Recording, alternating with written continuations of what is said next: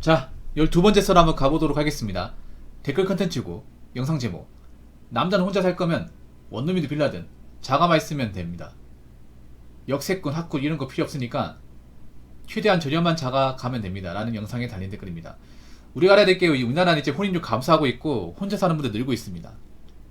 이제 좋든 싫든 간에 평생 혼자 사는 분들 많아지는 거죠. 뭐 그런 도 있습니다. 혼자 살기 때문에 난 짐 필요하지 않기 때문에 한 4평 5평 원룸만 있으면 된다. 큰 착각입니다. 젊을 때야 뭐 그렇게 살면 된다고 하지만 나이 먹어서는요 주관계를 갖춰야 돼요. 여러분, 내 보금자리 있어야 됩니다. 되도록이면 좀 좋은 상태의 좀 집이 있으면 좋아요. 아파트 살면 좋겠지만 사실 아파트는 너무 넓고 부담스럽고 아파트 갈만 능력이 안 된 분들 많을 거예요, 남자분들 중에. 그러면 아파트가 아니더라도 구축 빌라나 맨션 정도는 가야 돼. 원룸은 안 돼요, 여러분. 원룸 사면 나중에 후회할 겁니다. 왜냐하면 사람이 살다 보면 집이 늘어나거든. 왜 그런 거 있단 말이에요. 사람이 이제 나이 먹어서 뭔가 갖추고 살고 싶다. 갖추고 뭔가 이렇게 집에 좀 환경을 갖추고 살고 싶은데 원룸은 굉장히 한계가 명확해요. 그렇다고 뭐 원룸 막 10평 넘는 그런 큰 원룸 없잖아요, 여러분. 대부분 뭐 원룸 4평 40평인데 현재 우리가 알고 있는 그런 4평 40평 원룸은요 그냥 뭐 딱 필요한데 최소한 용도만 가지고 있어요. 문제는 거기서 뭔가 꾸미고 할 수가 없는 거지. 그래서 원룸은 젊어서 사시고요, 나이가 차면 못해도 빌라 투룸 정도 되는 빌라 정도 있어야 돼. 지금 젊었을 때 난 넓은 집 필요 없습니다. 붕어형 나는 집 별로 없기 때문에 넓은 집 그냥 별로 없어요. 그런 분들 나이 먹어서 후회합니다. 분명히 후회합니다. 조공간 중요합니다. 조공간 중요해요. 여러분 뭐 나이 먹으면 밖에 가서 사람 만날 것 같습니까? 잘 안 만나면 그럼 집에 있는 시간 많아져요. 그리고 집에서 뭔가 해야 될 거 아니야. 그런 공간이 있어야 될 거 아니야. 점점 집 늘어난다니까. 옷도 늘어나고 짐도 늘어나요. 원룸까지 되겠냐고요. 안 된단 말이야. 그리고 원룸 방음이 잘 안 되잖아. 그럼 내 보금자리 마련해야 돼, 여러분. 있고 없고 차이 크다니까. 우습게 생각하시면 안 돼요. 공간이 좀 넓어야 사람 마음이 신적 안정이 돼. 집이 좁잖아요. 그럼 사람이 게을러져요. 활동방이 좁다 보니까. 그렇게 살고 싶어요? 뭐 젊었을 때야 뭐 어릴 때야 뭐 추억을 한다고 하지만 나이 먹어서 그렇게 살면 청승맞아, 여러분. 게을러져. 그리고 집에 살 수 있는 게 없다 보니까. 아무튼 젊을 때 돈을 모아서 나만의 보금자리 마련해야 됩니다. 굳이 결혼 안 하더라도. 이건 남녀 마찬가지예요. 자, 댓글 한번 읽어보도록 하겠습니다. 원룸이든 투룸이든 간에 자취를 마음먹기 전에 본인만의 저축의식을 지니고 가야 한다고 생각합니다. 자취를 당연시 해야 하는 분위기인데 반해 그에 대한 금지식은 전혀 없어 돈을 모을 수가 없는 상황이 만들어지는 것이죠. 혼자 살기 이전에 부모님 집에서 저축 많이 하는 습관을 들여야 한다고 생각합니다. 의식주가 제공되는 공간 안에서 돈을 모으지 못한다면 혼자 살 때 돈을 모은다는 것은 불가능에 가깝죠. 의식주를 뺀 생활비로 생활을 한다면 후에 집을 구할 때도 돈에 대한 흐름을 어느 정도 예측할 수 있습니다. 혼자 생활하는 건 쉽지 않습니다. 스스로 책임지기 이전에 스스로의 돈을 모으는 것에 책임을 먼저 져야 합니다. 라고 적어졌습니다. 이분 제 방송 자주 보는 분인데 일단은 우리가 중요해야 되는 게 뭐냐면 부모님이 항상 내 옆에 있지 않는다는 거예요.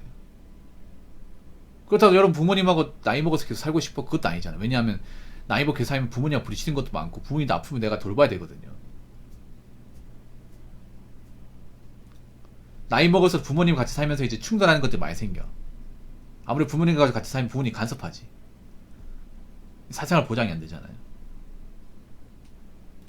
그리고 가치관적인 충돌이 발생하기 때문에 언젠간 나와야 돼, 언젠간. 근데 나오려면 또 돈이 있어야죠, 돈이. 아무것도 가지고 있지 않은 상태에서 나올 수는 없는 거니까. 물론 직장이 멀리 있으면 자취를 할 수밖에 없어요, 이거는.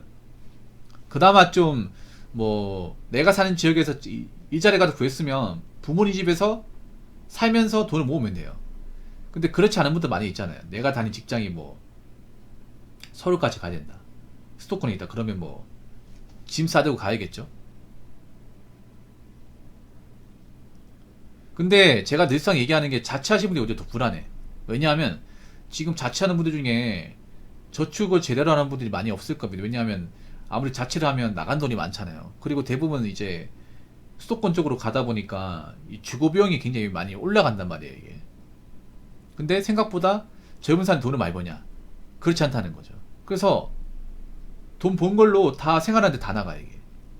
나이 먹으니까 돈이 모이지 않아가지고 자꾸 남의 집 먼저 사는 거예요. 월세 내고. 그래서 자취를 하신 분들은 좀 쪼들리게 살아야 돼, 이게. 돈을 많이 벌지 않는다면. 솔직히 돈 많이 버는 사람 별로 없거든, 이게. 딱 안단 말이에요. 그래서 난 걱정이 돼, 지금. 자취하시는 분들이. 분명히 10년, 20년 지나면 문제가 생길 거란 말이에요.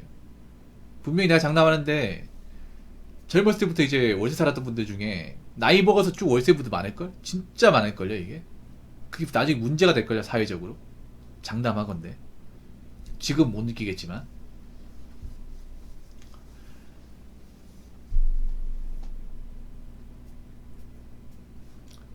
혼자 살기 이전에 부모님 집에 저축 많이 하는 습관을 들여야 한다고 생각해요. 근데 그게 이 댓글 다신 분들 좀 솔직히 난감한 게 이분은 부모님하고 같이 사니까 가능한 거예요. 이분은 좀 특이한 게 뭐냐면 저한테 사연 좀 보냈는데 이거 환경마다 다른 게 뭐냐면 이분은 본인 입장이니까 그러게 본인 입장이 본인이 부모님 집에서 숙식이 가능하고 생활비를 많이 지원 안 해도 되고 왜냐면 이제 어머니께서 일을 하시니까 거기다가 직장도 이분은 가까운 데 있어요. 어떻게 보면 부모님 집에서 살면서 이제 돈 모으기 가장 최적화된 조건이 이분이 교통비도 안 들어요. 그러니까 저만 할 수 있는 거야. 근데 그런 분이 얼마나 있겠냐고. 이 영상을 본다면 아마 댓글 좀 달아주시면 고맙겠습니다. 그러니까 님도 굉장히 좀 좋게 말하면 이제 복받은 거, 나쁘게 말하면 굉장히 특이한 케이스예요, 이게. 부모님 집에서 살면 돈 모으기 쉽다는 거 모르는 사람 없습니다. 단점도 있지만 장점이 많죠. 일단 뭐 생활비나 이제 식비에 대한 부분 해결되고 요리에 대한 부분도 해결되잖아. 부모님이 이제 음식을 하시다 보니까 어머니께서 이제 밥을 지어주다 보니까 내가 밥을 안 해 먹어도 되잖아요. 설거지 안 해도 되고 설거지 해야겠지 그래도 좀 집안 살림 보탠다려면. 근데 모두가 다 그런 환경에서 돈을 모으는 건 아니에요. 이게 본의 아니게 내가 어떤 직장을 구했는데 집하고 떨어져 있어요. 그렇다고 집에 출퇴근할 수 없단 말이에요. 그럼 내가 나가 살아야 됩니다.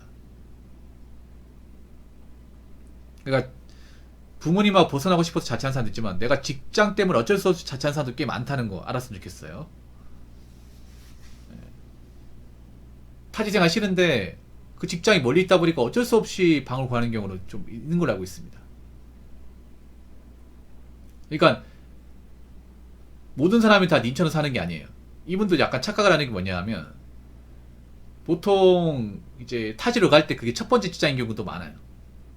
첫 번째 직장. 그러니까 직장을 처음 구할 때 이미 거리가 멀어요. 공기업 같은 경우에 다 타지 생활일 거예요. 공기업 시외에 많이 있다 보니까.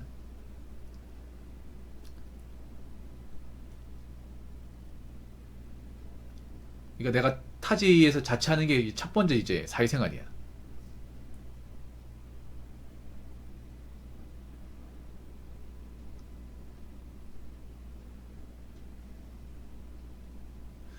의식주를 뺀 생활비로 생활한 다음에 후에 집을 구할 때도 돈의 흐름을 어느 정도 예측. 아니 근데 이게 예측 안 돼요. 이건 예측 안 돼. 왜냐하면 잘 들으세요. 이분이 뭐 착각하는 게 있어. 제가 그 본가에 살면 돈 모으기 좋다는 이유는 내가 의존할 수 있기 때문에 돈 모으기 좋은 거예요. 다르게 말하면 내가 원래 나가면 써야 되는 돈인데 이거를 부모님 대신 내주니까 돈이 굳으니까 돈 모을 수 있는 거예요. 근데 생각해보세요. 역으로 생각하면 내가 지금 돈을 이만큼 모은 건 단기 말하면 뭐냐면 그 나머지는 나가면 써야 되는 거예요. 얘가 틀린 거예요 이게. 오히려 부모님 집에서 내가 따신밥 먹고 빨래 안 해도 되고 청소 같은 거 엄마 해주시고 하니까 그걸 오히려 더 모를 수 있는 거야. 자취하면 내가 모르는 일이 다 내 일이라는 거 알잖아. 집안 청소나 설거지나 아니면 분리수거 세금 나가는 거 이런 거 다 한단 말이에요. 근데 이분은 내가 봤을 때는 한 달 내가 만약에 생활 안 해도 그냥 우리 집 생활비가 전체가 얼마인지 모를 거야 아마. 엄마가 다 관리하시기 때문에. 나는 그냥 뭐 용돈만 쓰면 되고 아니 생활비 조금만 보태주면 끝나는 거기 때문에 돈 모으기 쉽다는 거죠. 그냥 돈 모으기 좋은 거 흐름을 예측할 수 있는 건 좀 아닌 것 같아. 흐름을 예측할 오히려 혼자 살아봐야 돼. 혼자 살아보고 내가 한 달에 정확하게 얼마 나가는지를 딱 파악하면 이게 흐름이 쉬워요. 우리 집안에 있다 보면 난 용돈만 돈 쓰고 나머지 돈 안 내고 나머지 생활적인 부분은 엄마가 다 관리하기 때문에 엄마가 나한테 뭐 그 한 달 생활비나 이런 거 나가는 돈 장 보는 것들을 가계부로 이제 적어서 나한테 보여주는 게 아닌 이상은 확인이 어려워 이게. 그래서 뭐 부모님과 같이 살면 돈 모으기 좋다는 거 알고 있어. 우리가 부모님 같이 살기 때문에 또 편한 것도 있잖아. 근데 그 편한 것 때문에 오히려 모를 수 있다는 거지. 왜냐면 감이 안 잡혀요.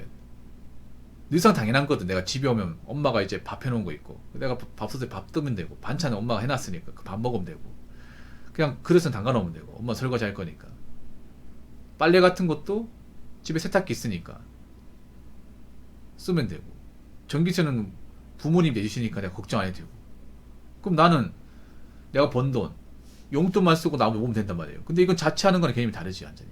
자취는 내가 혼자 살면서 들어간 모든 돈을 내가 다 내는 거예요. 근데 이건 자취라는 걸 해봐야 알 수 있는 거예요. 전기세나 뭐 나가는 것들 자취하시면 알 거예요. 아닙니까? 내가 자취하기 전까지는 몰랐잖아. 이런 것들 이만큼 많이 나가도 몰랐는데 써보니까 알게 되는 거잖아요. 근데 이제 그런 거 있지 뭐냐면 아무래도 사회초년생들이 돈을 많이 못 벌다 보니까 좀 그리고 혼자 살다 보니까 부모님 간섭 안 받다 보니까 오히려 좀 약간 고삐풀이 망아지가 될 수 있다는 거죠. 내가 하고 싶은 거 마음대로 하고 배달 음식도 마음대로 먹고 그러다 보니까 나가는 게 많아서 돈을 못 모으는 것도 분명히 있습니다. 아무튼 본가에 사시는 분은 본가에 계실 때 돈 많이 모으시고 부모님한테 살림하는 것 좀 많이 배우세요. 나중에 본인들이 나가 살 때 꼭 필요한 거니까. 그리고 혼자 사시는 분들은 불필요한 소비 같은 거 좀 줄이시고 웬만하면 해드시기 바랄게요. 배달 음식 너무 좋아하지 말고요. 그리고 자취하더라도 어떻게든 돈을 모아서 보금자리 마련해야 됩니다. 나이 먹어서 어디서도 안 살려면 말이죠. 자, 이상으로 12번째 썰 마치도록 하겠습니다.